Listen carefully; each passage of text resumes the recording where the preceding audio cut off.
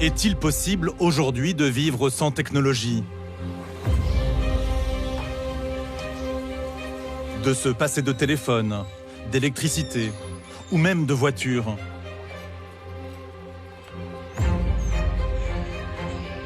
En Argentine, il existe une communauté qui mène une vie d'un autre siècle, loin de toute modernité. On les appelle les Ménonites. Nous n'avons pas de voiture, pas de radio, pas de téléphone portable, rien. Je suis totalement contre les téléphones portables et Internet. Ça influence le comportement des gens. Au cœur de ces communautés, des familles extrêmement nombreuses, qui comptent parfois jusqu'à 16 enfants. Et une interprétation littérale de la Bible, inchangée depuis plus de 200 ans. Fuyant tout contact avec l'extérieur, ils parlent un dialecte germanique, connu d'eux seuls.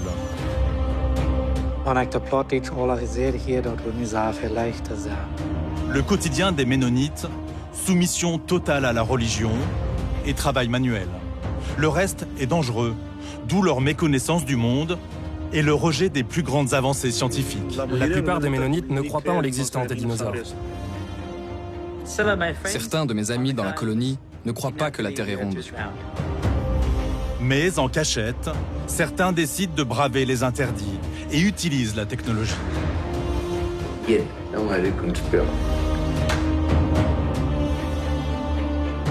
Au risque d'être bannis de leur communauté et séparés à jamais de leur famille. Et ils l'ont jeté dehors. Il ne peut plus revenir vivre ici. Ils disent que c'est un appareil satanique. Il a été excommunié. Il a commis de graves erreurs. Ces dissidents soulèvent le voile sur les pressions terribles qu'ils ont rencontrées.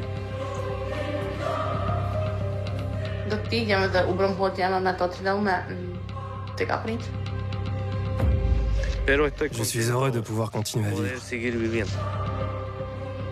Les Ménonites sont présents sur tous les continents. Mais ceux d'Argentine sont réputés pour être les plus extrémistes et les plus inaccessibles. Il dit qu'il est interdit de faire ça. Le tournage, tout ça. Ce n'est pas possible? Non, ce n'est pas possible. Qui sont-ils? Que font-ils? Comment vivent-ils?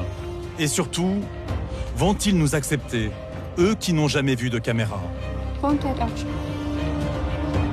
Après des mois d'enquête, nous avons su gagner leur confiance et vivre en immersion dans différentes colonies. De la plus conservatrice... Pas de photo, pas de photo! ...à la plus progressiste. C'est trop marrant d'être célibataire. Je suis très contente de ne pas encore être mariée. Une plongée exceptionnelle dans la vie d'une communauté hors du temps.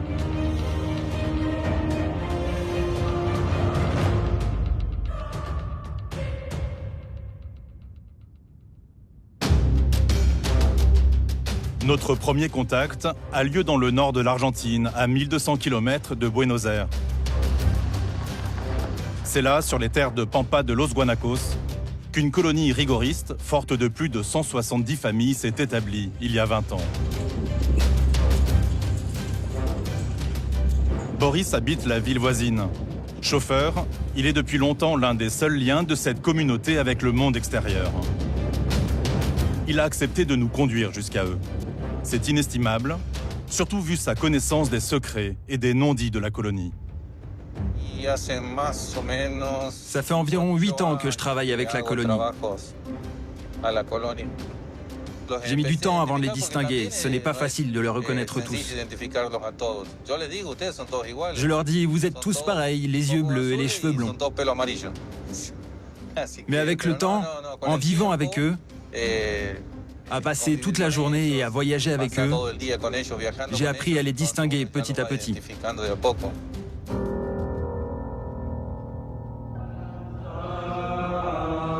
Nous arrivons en plein dimanche de Pâques. Tous les Ménonites sont à l'église. Interdiction pour nous d'approcher davantage de ce lieu sacré.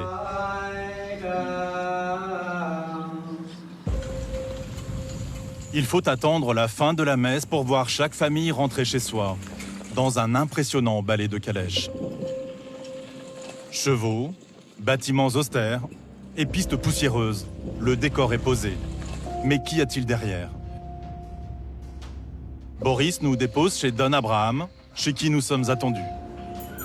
C'est la première fois qu'il reçoit des étrangers. Don Abraham a même accepté de nous héberger dans sa maison, une décision lourde de sens qui ne fait pas l'unanimité dans la colonie. Il nous a préparé cette chambre. Pendant tout notre séjour, nous allons vivre sans eau courante ni électricité.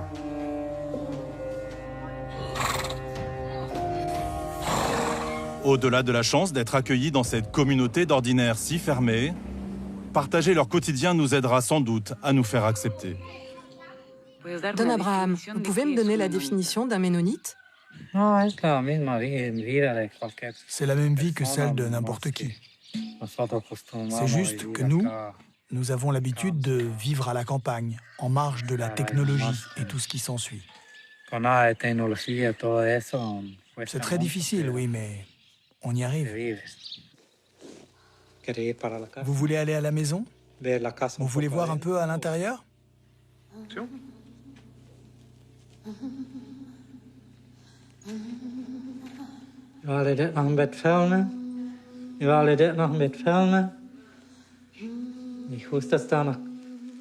On va rentrer dans la maison.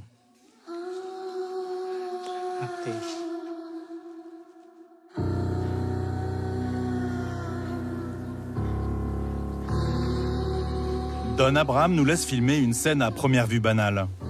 La coiffure d'une petite fille. Il s'agit en fait d'une véritable preuve de confiance. Ce que nous filmons, c'est la cérémonie de la tresse. Chez les Ménonites, les cheveux des femmes sont tabous. On ne les montre jamais détachés en public. Les femmes les laissent pousser toute leur vie, sans les couper une seule fois, et doivent les garder attachées, cachées sous un voile. Mais si nous sommes déroutés par ces coutumes d'un autre temps, la famille de Don Abraham ne l'est pas moins par notre matériel.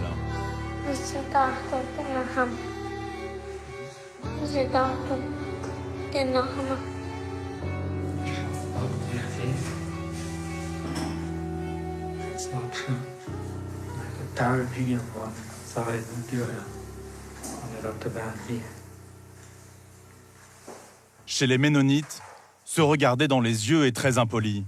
Alors, dévisager quelqu'un à travers le viseur d'une caméra crée d'emblée le malaise. Au point que le dernier fils de Don Abraham a préféré quitter la pièce. Tu peux me dire comment tu t'appelles? Je m'appelle Gerardo Classen, Et quel âge as-tu, Gérardo? 25 ans.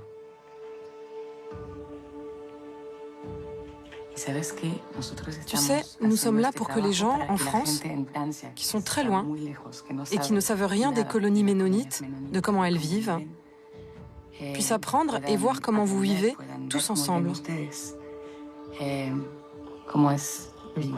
En France, il n'y a pas de colonie? Non. Ici, on nous dit que dans presque tous les pays, il y a des colonies comme la nôtre. Je ne savais pas que là-bas, il n'y en avait pas.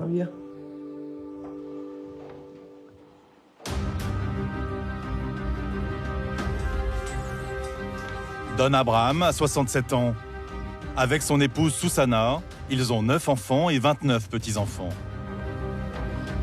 Pour Pâques, toute la famille est invitée à déjeuner. Susana et les autres femmes de la famille sont en cuisine depuis l'aube.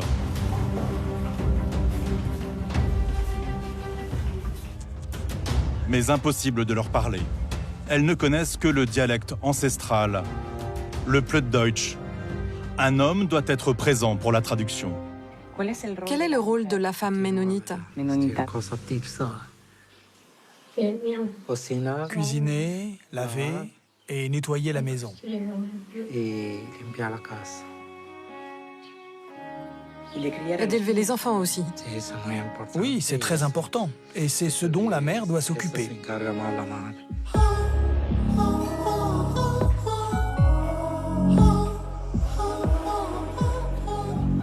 Il y a une différence entre les hommes et les femmes? En ce qui concerne la langue, l'espagnol. Oui, elles ne sortent jamais nulle part.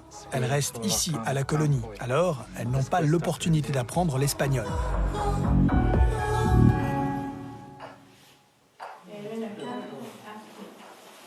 Exceptionnellement, nous avons pu filmer ce moment de réunion.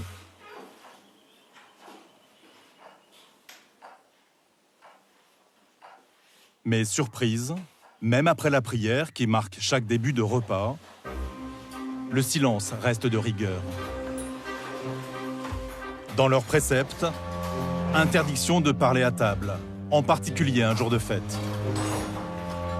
Hommes et femmes sont séparés et placés par âge. Don Abraham préside l'assemblée. Il n'y a pas d'entrée, plat ou dessert.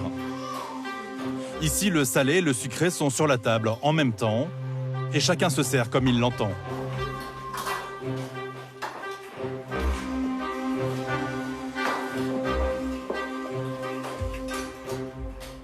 À la fin du repas, les hommes sortent et les femmes installent les enfants, par genre et par âge toujours, et toujours en silence.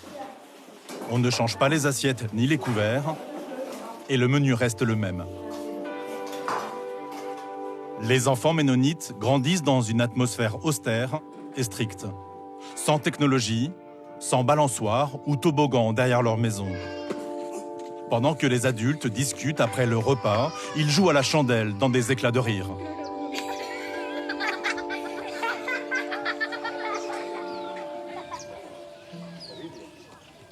Pas de jeu non plus dans la cour de leur école. Comme l'église, c'est un bâtiment tout en sobriété. Et l'accès nous est interdit. Nous ne pourrons jamais filmer à l'intérieur de ces murs. À travers les fenêtres, nous devinons des chants religieux, à l'unisson. Comment fonctionne le système éducatif? Qui les encadre? Quelles sont les matières et qu'apprennent-ils en mathématiques, en histoire, en sciences? Nous saurons juste que les garçons vont à l'école jusqu'à 13 ans, 12 ans pour les filles.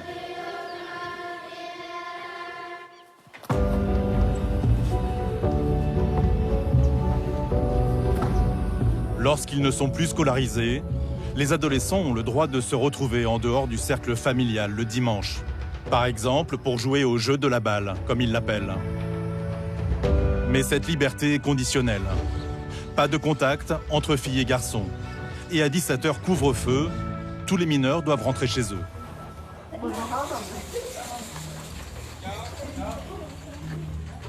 Pourquoi tant de règles et de rigueur? Nous abordons cette question délicate avec les adultes de la colonie. Qu'est-ce qu'ils veulent, les jeunes? Ils veulent se moderniser davantage. C'est également difficile pour les jeunes de comprendre nos coutumes. Parce qu'aujourd'hui, tout est toujours en changement. Et ils ne comprennent pas pourquoi. Il en est ainsi.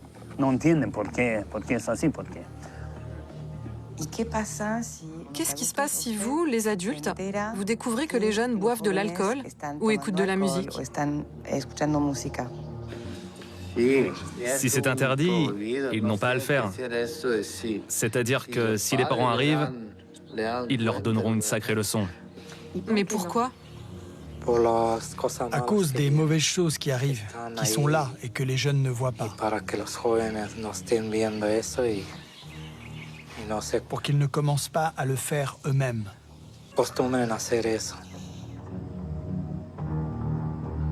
Le règlement, issu de leur interprétation de la Bible, est strict.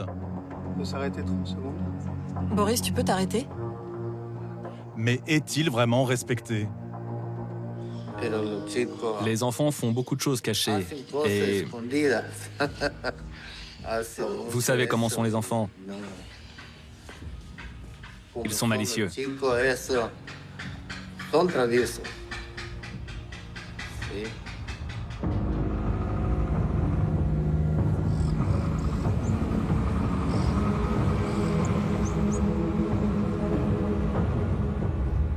Plusieurs jours passés en notre présence ont fini par mettre à l'aise les adolescents. Et très vite, ils désobéissent.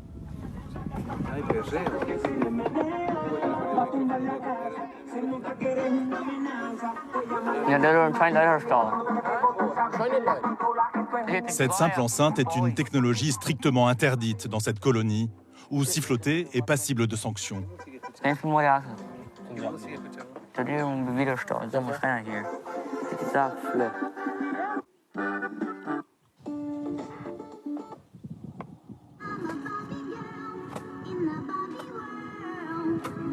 Ironie de la situation, ils ne parlent pas anglais et ne comprennent pas les paroles à double sens de leurs chansons préférées.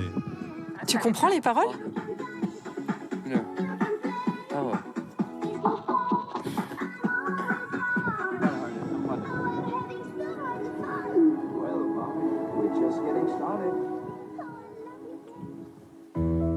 Finalement, mis à part leurs vêtements, rien ne les distingue à cet instant des autres adolescents du monde.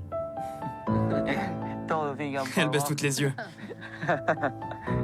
Dont la principale préoccupation reste à cet âge les premières relations amoureuses.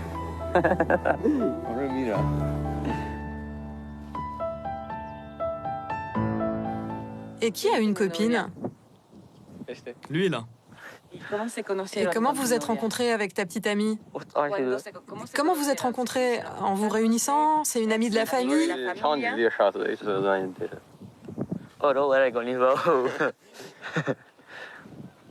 Chez les Ménonites, le mariage occupe une place fondamentale. La Bible le leur répète depuis leur plus jeune âge. Il faut procréer pour perpétuer la colonie.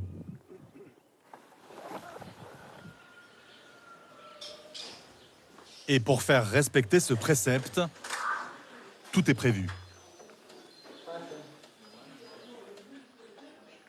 Qu'est-ce que c'est cette pièce? Cette pièce, on l'offre à nos enfants pour qu'ils puissent recevoir des invités, des amis et aux futurs fiancés. Cette pièce, extérieure à la maison, est réservée aux couples déjà fiancés. Autre forme de contrôle, plus insidieuse. Une fois les rideaux fermés, les parents n'ont pas le droit d'y entrer. Donc vous ne savez pas ce qui se passe ici? Eh bien, nous ne le savons pas très bien.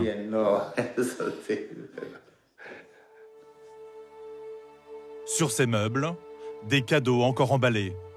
C'est la dot de chaque enfant.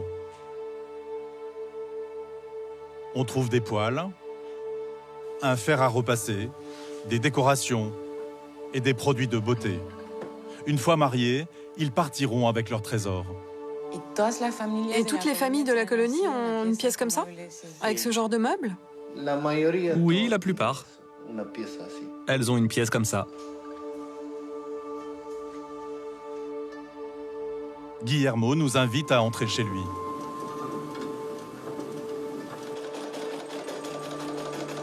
Sa femme confectionne les habits de la famille. Nous remarquons cette étiquette blanche présente sur les vêtements de tous les hommes de cette colonie. Il s'agit en fait d'un signe de pacifisme. Les Ménonites rejettent toute forme de violence. C'est notre symbole pour dire qu'on n'a pas d'armes, pas de couteau. On ne tue pas des gens. C'est ça que ça veut dire.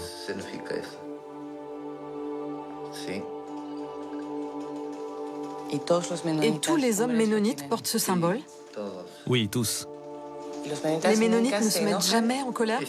Bien sûr que si. On se met aussi en colère.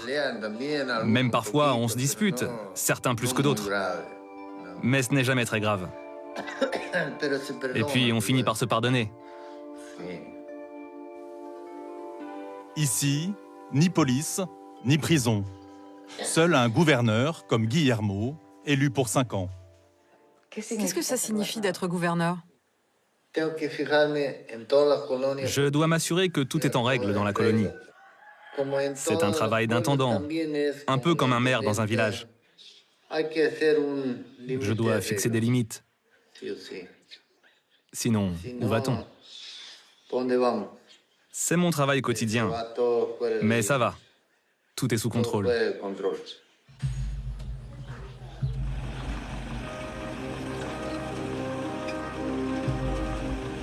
Avant d'être gouverneur, Guillermo est surtout agriculteur, comme la plupart des Ménonites ici. La colonie cultive 8000 hectares. Impossible d'abattre un tel travail sans tracteur. Mais pourquoi le tracteur est-il accepté quand la voiture ne l'est pas?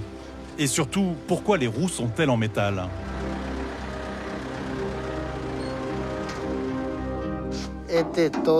C'est dur. Il faut lui mettre des roues en fer. Sinon, ça fait des problèmes avec la religion. Tout ce qui possède un moteur n'est pas autorisé à avoir des roues en caoutchouc. Parce que le tracteur, c'est un outil de travail. Parce que c'est un outil de travail.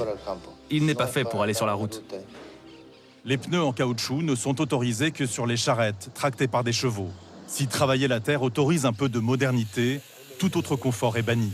D'où les calèches que Guillermo et ses fils fabriquent pour toute la communauté. Ça, c'est pour mettre les chevaux. C'est très très léger. Vous fabriquez tout vous-même? Oui, c'est mes enfants qui fabriquent tout. Même les roues? Même les roues et tout le reste. Et donc sur cette charrette qui est tirée par des chevaux, vous pouvez avoir des roues en caoutchouc? Oui, ça oui. Si c'est un cheval qui tracte, alors on peut avoir des roues en caoutchouc, oui. C'est parce qu'il n'y a pas de moteur. Oui, c'est parce qu'il n'y a pas de moteur. Si l'école ne leur donne pas vraiment de connaissances techniques et scientifiques, certains ménonites sont pourtant de vrais ingénieurs autodidactes. Je vais vous présenter un ménonite qui a construit une voiture. Ah bon, c'est autorisé? Il est sur le fil du rasoir. C'est une démarche très tendue, très compliquée. Ce n'est pas autorisé. Pour avoir construit une voiture, même avec des roues en fer, mais sans autorisation de la communauté, Pedro risque le bannissement.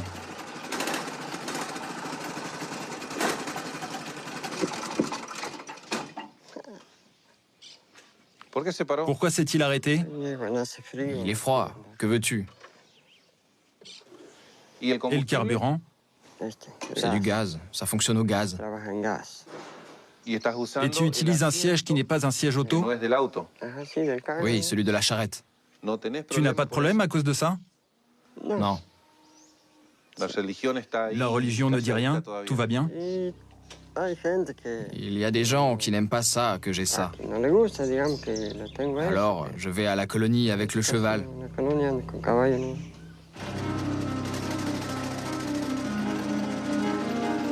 Construire cette voiture n'avait rien d'un hobby pour Pedro. Elle lui sert à mieux travailler. Vendre ses fromages dans les villages voisins lui prend 2 fois moins de temps.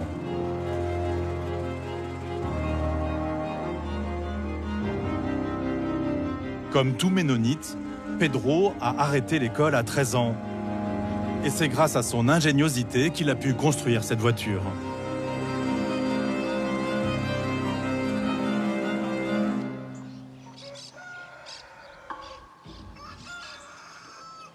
Cela n'est pas étudié par des ingénieurs, ni par des techniciens, ni par des calculs mathématiques, rien de tout cela. C'est du fait maison. Tout est fait maison, comme il dit. Ce n'est que son idée. Quelques semaines après notre départ, nous apprendrons que Pedro a été découvert. Mais si l'évêque et le gouverneur ont accepté de lui donner une seconde chance et de ne pas le bannir immédiatement, il a dû démonter toute sa voiture.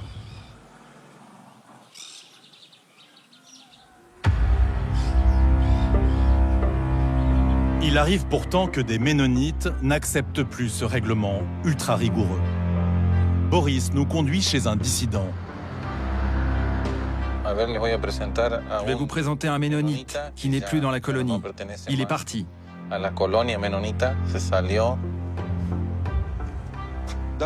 David, comment ça va? Tu travailles?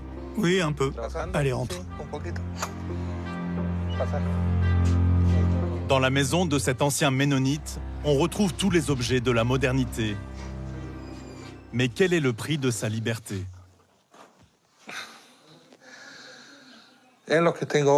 Voilà ce que j'ai maintenant que je ne pouvais pas avoir auparavant. Parce que ce n'était pas permis. Parce qu'ils disent que c'est un appareil satanique. Qui est mal. Que vous utilisez pour faire de mauvaises choses. Mais si vous l'utilisez normalement, il n'y a rien de mal à cela. J'ai demandé, mais pourquoi est-ce mal? Et on me répondait, parce que. Ils n'ont aucune raison de dire pourquoi. Y a-t-il quelque chose qui n'était pas autorisé et que vous vouliez avoir? J'ai acheté une radio. Ça a été la première chose que j'ai achetée.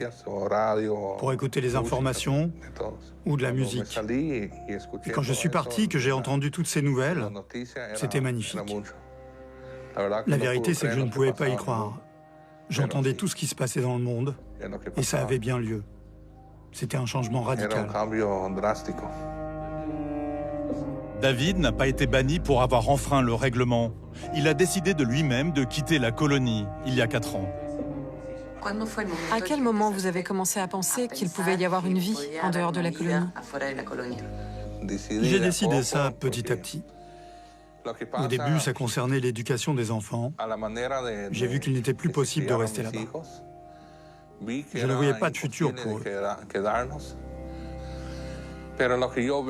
Je ne sais pas vraiment quel avenir ils vont avoir ici. Mais au moins, ils vivent dans le présent.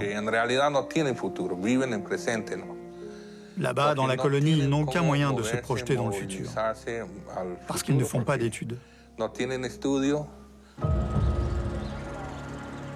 Mais pour David, aucun retour en arrière n'est possible. Il ne fera plus jamais partie de cette communauté où il a vécu. La plupart des gens disent « Il est parti et c'est une très mauvaise personne, qui ne vaut pas la peine d'être sauvé, ni approché. » David Dick ne peut plus vivre ici. Et si un jour il veut revenir? Il ne peut pas revenir. Il ne peut plus revenir. Et qu'en est-il de votre famille dans la colonie? Vous les voyez toujours? C'est insupportable. Je n'ai plus de contact avec mes parents, mes proches, mes frères, tout le monde. Tout le monde. Plus personne ne veut me voir.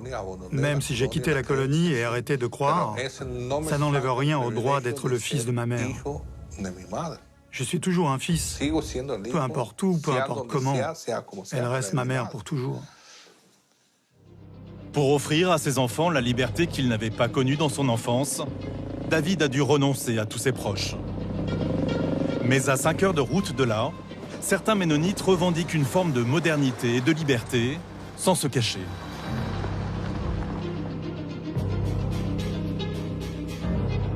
Ils se sont installés à Méthane, au cœur de ce paysage sauvage. Mais inutile de chercher une colonie. Les Ménonites ont investi les quartiers résidentiels de la ville et vivent au milieu des Argentins. Ici, posséder et conduire une voiture est complètement autorisé.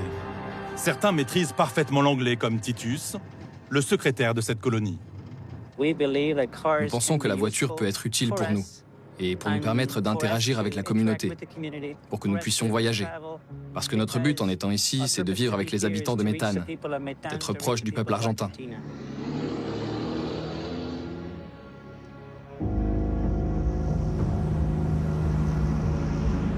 Ils travaillent au centre administratif de la colonie, où l'on retrouve l'église, l'école, mais aussi et surtout une imprimerie.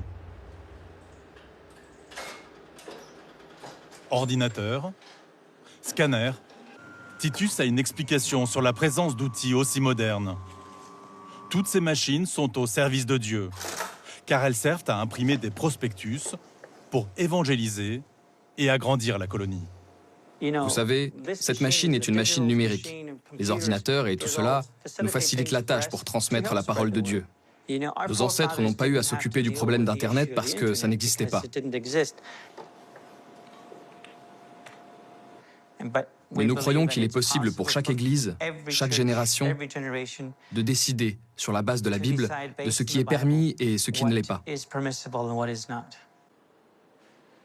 Internet aussi est au service de Dieu. Enfin, en partie. J'ai un filtre sur mon ordinateur qui ne m'autorise pas à accéder à certains sites, en particulier aux réseaux sociaux. Par exemple, allons sur Facebook. Voilà le message qui apparaît. Pour les infos, par exemple CNN en espagnol, c'est la même chose. Pour éviter la tentation et pour ne pas en faire un choix délibéré. Je pourrais accidentellement faire quelque chose que je ne devrais pas faire.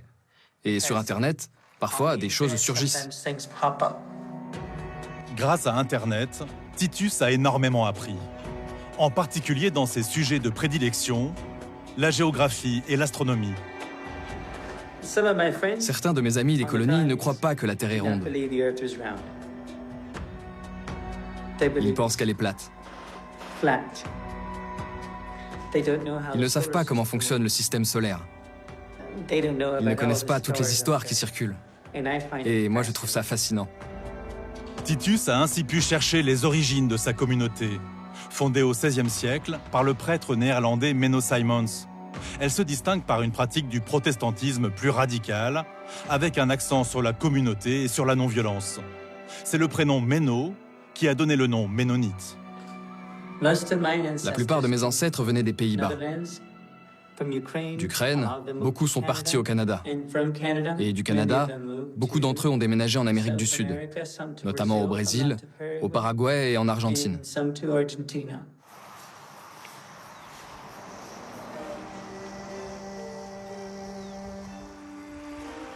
Juste à côté de l'imprimerie se trouve la boutique de la coopérative, tenue par des femmes de la colonie. Ça fait 150, s'il vous plaît. J'aime bien ça, oui. Elles sont 4 à y confectionner des pâtisseries. À Méthane, les femmes ont le droit, comme les hommes, de travailler à autre chose qu'aux tâches domestiques. Leur place est même importante dans l'économie de la communauté. J'adore être ici. C'est pourquoi je suis toujours là. J'adore mon travail. Ainsi, certaines travaillent également dans un magasin ménonite en plein centre-ville, perdu parmi des commerces argentins.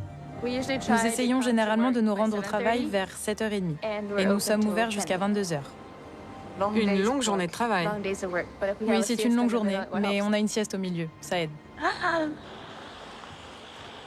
À quelques rues de la boutique vit Martha, la sœur de Titus. Bonjour. Bonjour Martha. Suivez-moi. Ancienne professeure d'anglais dans la colonie, elle continue de donner des cours aux enfants. Le frère et la sœur vivent ensemble, car Martha a fait le choix de ne jamais se marier. Ce n'est pas comme si personne ne me l'avait jamais demandé. Mais si je me marie, je veux avoir l'impression que c'est ce que le Seigneur a voulu pour moi. Et être heureuse. Mais le bon ne s'est pas encore présenté à moi.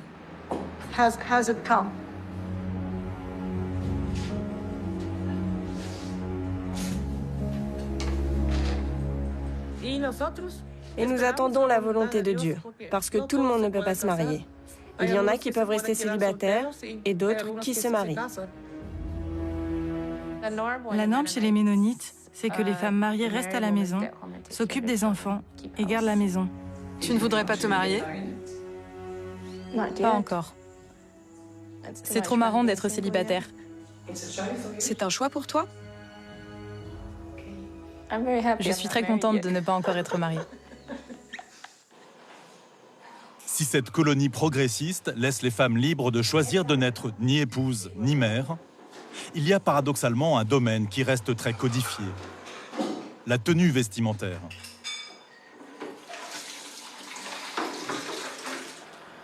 Les femmes doivent porter des robes amples, les pantalons et les couleurs vives sont interdits. Le rouge ou le marron. J'adore ce genre de couleur. J'adorerais m'habiller comme ça, mais ce n'est pas autorisé. Et donc, je ne vais pas m'habiller comme ça. Et comme chez les rigoristes, les femmes portent un petit voile et ne doivent ni montrer ni couper leurs cheveux.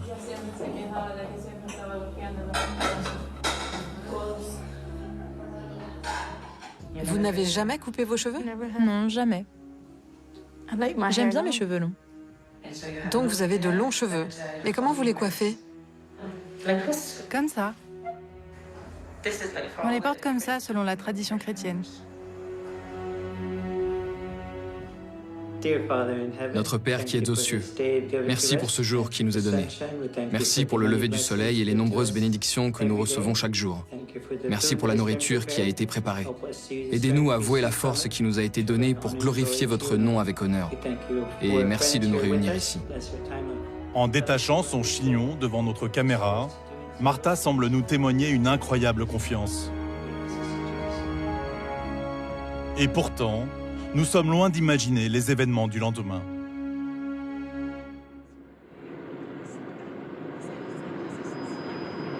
Ce jour-là, Titus nous a donné rendez-vous à l'église pour filmer la messe. Vu nos difficultés jusqu'à présent, c'est inespéré. Nous l'attendons près de 2 heures, mais personne ne vient et il ne répond plus au téléphone.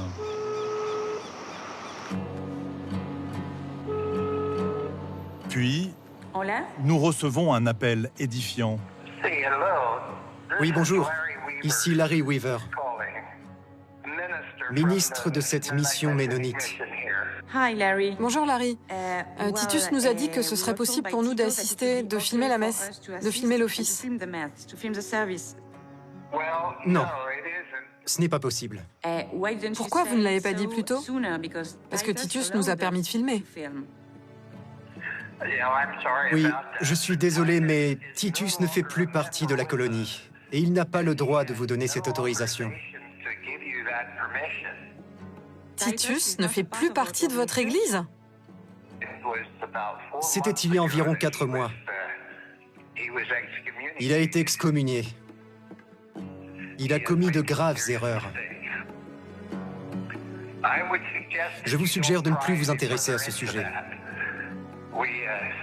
Nous ressentons vos questions comme une intrusion pour notre communauté.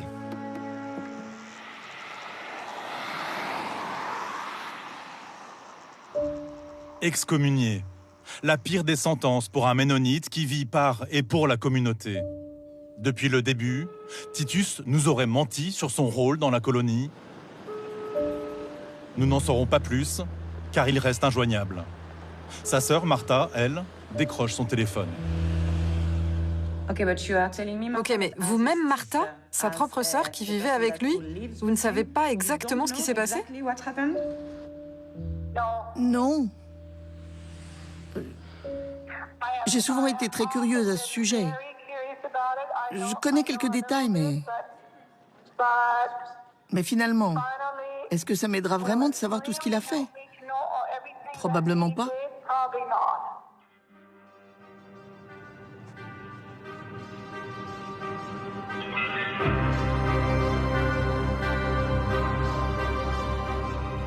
Le lendemain, contre toute attente, Martha tient sa promesse de nous faire rencontrer des nouveaux arrivants. Mais le trajet se fait dans une ambiance glaciale.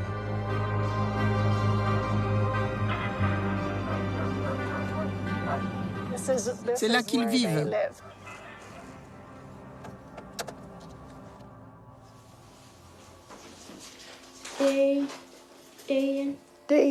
Sarah, son mari Abraham et leurs 5 enfants sont arrivés dans la banlieue de Methan il y a moins d'1 mois. Sarah ne parle que le Plattdeutsch. Mais Martha a bien voulu nous servir de traductrice.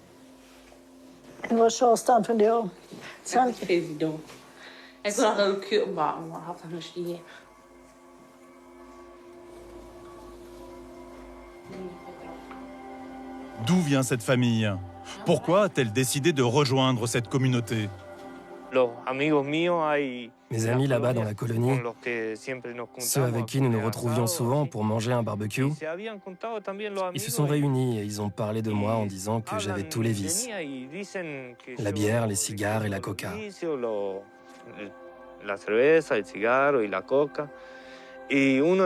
Un jour, il y en a un qui a dit « Savez-vous pourquoi il y a autant de vices chez lui ? Parce qu'il y a le diable en lui. C'est pour ça qu'il a ces vices. » Donc ça veut dire que j'ai le diable en moi, c'est ça, non?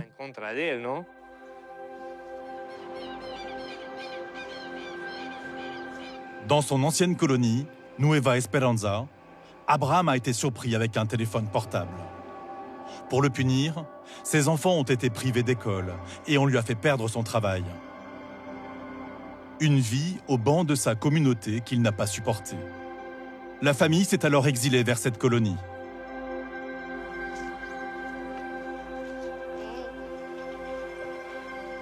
Y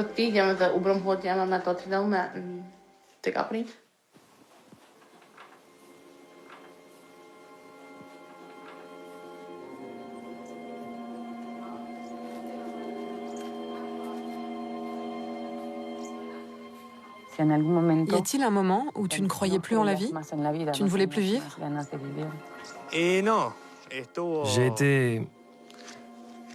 J'ai été plusieurs fois sur le point de mettre fin à ma vie. Oui.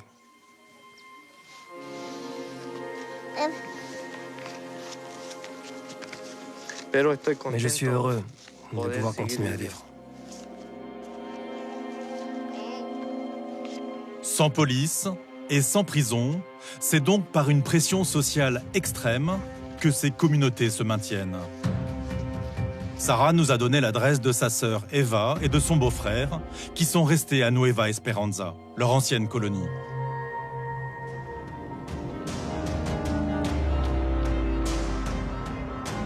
Elle est située à plus de 1300 km et nous prenons la route dans l'espoir de les rencontrer. Comment ont-ils vécu le bannissement de Sarah et Abraham? Les ont-ils, eux aussi, bannis de leur vie? Le sud de l'Argentine est la région des grands espaces et des éleveurs de bétail. Des paysages de western grandioses. La colonie ménonite rigoriste y est installée depuis 1986 et compte 2700 habitants. C'est la plus ancienne, la plus grande et prétendument la plus conservatrice du pays. Pas de photo, pas de photo. Pas de photo.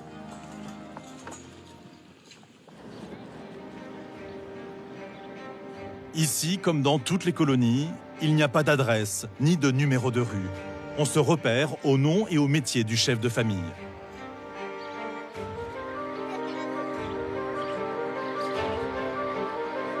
L'accueil est souriant et il ne semble pas surpris par notre visite.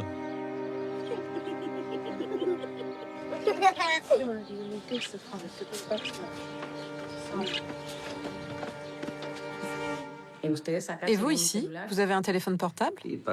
Oui, nous en avons un aussi. Il y a bien un téléphone portable dans cette maison. Où est votre téléphone portable? Mon téléphone? Vous voulez le voir? On peut voir?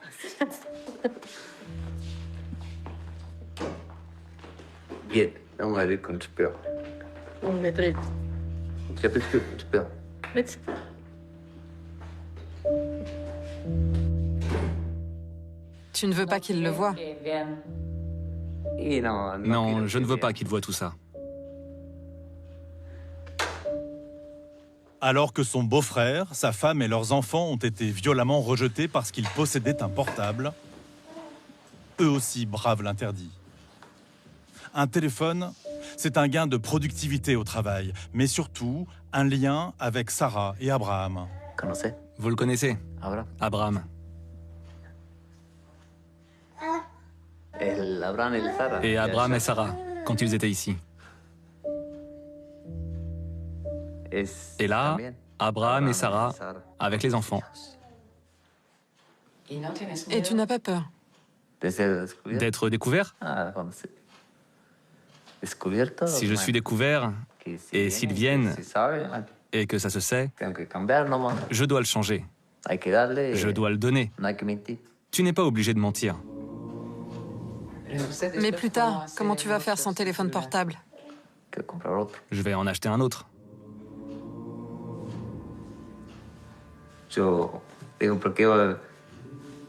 En fait, la communauté ne veut pas dire aux touristes qu'il y a des portables ici.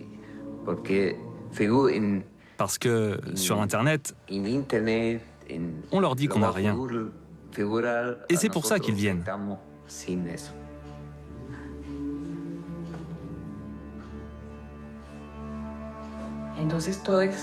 Donc tout ça, c'est pour les touristes.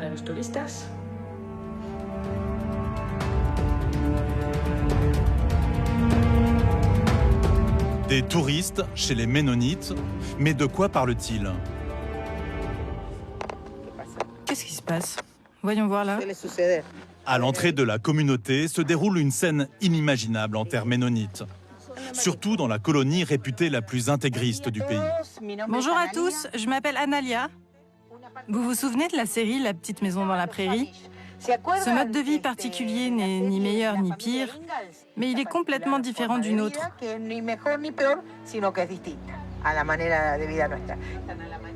Chaque semaine, Analia, une guide professionnelle, emmène une trentaine de touristes passer la journée dans la colonie. Le prix, environ 60 € par personne. Et c'est une vie sacrificielle. Tout le monde travaille de l'aube au crépuscule, environ 11 heures par jour dans la colonie. Et l'argument de vente, plongé au cœur de la série, la petite maison dans la prairie. Difficile de croire que cette communauté rigoriste est celle qui accueille ces touristes qui les mitraillent à peine sortis du bus. Mais la machine est bien rodée. Un selfie contre un bonbon. Les enfants se plient au jeu, des photos souvenirs. Et les adultes. Aucune porte ne semble arrêter Analia. Vous permettez? Bonjour Marguerite, comment ça va? La vie quotidienne des Ménonites est un spectacle permanent. Brioche à la cannelle, des napperons faits par les plus jeunes. Les Ménonites sont là pour vendre. Ah, en plus?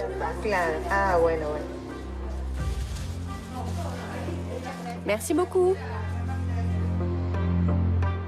Le tour continue vers l'église, le lieu le plus sacré de la colonie que nous n'avons jamais pu filmer pendant toutes nos semaines d'immersion.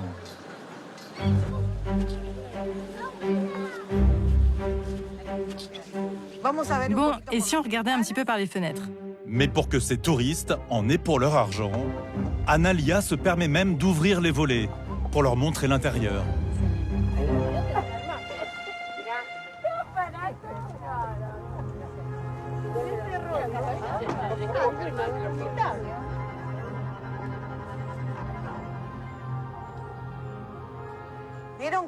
Vous avez vu qu'il y a du bois là-haut? Eh bien, de ce côté se trouvent les hommes et de l'autre les femmes. Vous avez vu comment sont les bancs? Comment sont-ils? Sans dossier. Sans dossier. Sans dossier. Et à l'école, c'est aussi sans dossier. J'ai demandé au professeur pourquoi les bancs sont sans dossier. Il m'a répondu pour qu'ils ne s'endorment pas. Si quelqu'un veut venir de l'extérieur pour s'installer et vivre ici, comment peut-il devenir ménonite? Faut-il se faire baptiser ou non? Oui, il doit adopter cette religion, adopter ce mode de vie, pratiquer la religion et vivre comme eux.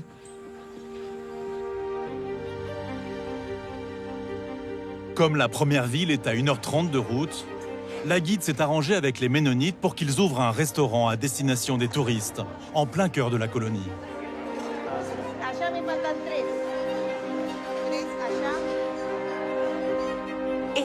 Cette maison où nous mangeons aujourd'hui est celle d'Isaac et sa femme. Ils ont des filles et un ou deux garçons qui aident leur famille. Qui sont vos clients? Ceux qui viennent manger ici? Des touristes viennent souvent pour l'assado. Les habitants autour de la colonie passent régulièrement le samedi et le week-end. Au menu, un asado, un plat typiquement argentin. Servi dans une salle tout confort, comme dans n'importe quel restaurant. En revanche, Isaac ne voudra pas nous dire combien il gagne par client. C'est vrai que c'est contradictoire. Tout le monde dit qu'ils vivent comme au siècle dernier, mais non. Ils ont de la technologie et des outils au service du travail. Comment ça va? Le tour se termine comme dans n'importe quel site touristique, avec l'incontournable boutique souvenir. Entre produits locaux et grandes marques, la coopérative de la colonie tient davantage du supermarché. Tout est à vendre. On y trouve même les tenues traditionnelles. Ici, les femmes achètent le tissu pour confectionner les robes. Les couleurs les plus sombres sont pour les plus âgées, comme celles que l'on voit ici. Et jusqu'à l'âge de 6 ans environ, elles s'habillent avec ces couleurs plus vives et plus claires. Elles les fabriquent elles-mêmes? Oui, elles les confectionnent elles-mêmes.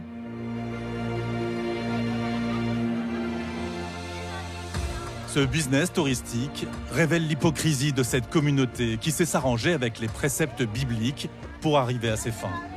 Mais cet arrangement est à double tranchant. Et dans cette colonie réputée intégriste, la moindre ouverture alimente une vraie soif de liberté.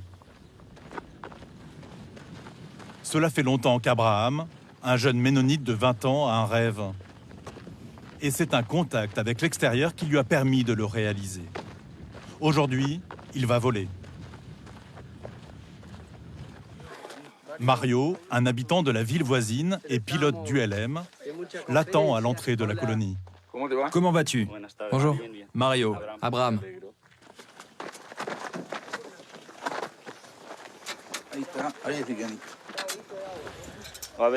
Et il va faire très froid là-haut? Non, ça va. Un peu frais, mais non. Pas besoin de veste? Ne t'inquiète pas. Cette nouvelle exceptionnelle dans la colonie a attiré un groupe de jeunes venus profiter du spectacle, un peu envieux.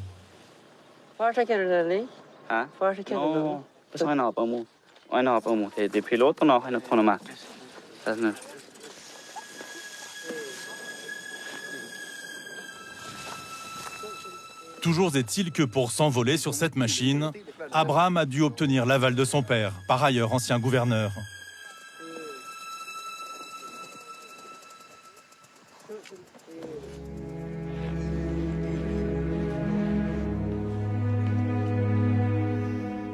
Abraham, c'est la première fois que tu vas voler?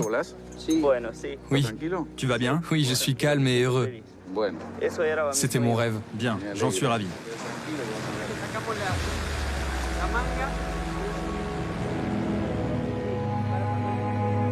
On y va?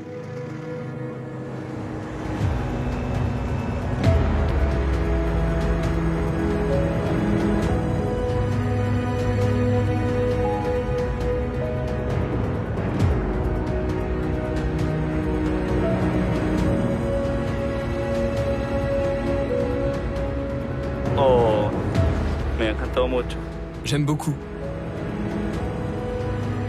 Je n'ai pas du tout peur. Tout est calme.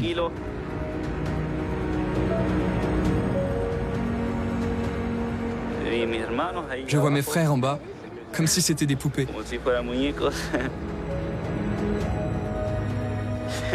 Je vole, comme un oiseau. Face à un rêve aussi grand que voler, difficile de vouloir rester figé dans le passé. Les Ménonites sont-ils condamnés à disparaître? Leurs coutumes, profondément enracinées, et la violence sociale dont ils savent parfois faire usage, sont un outil formidable de conservatisme. Mais, ici comme ailleurs, le vrai pouvoir reste entre les mains des jeunes générations.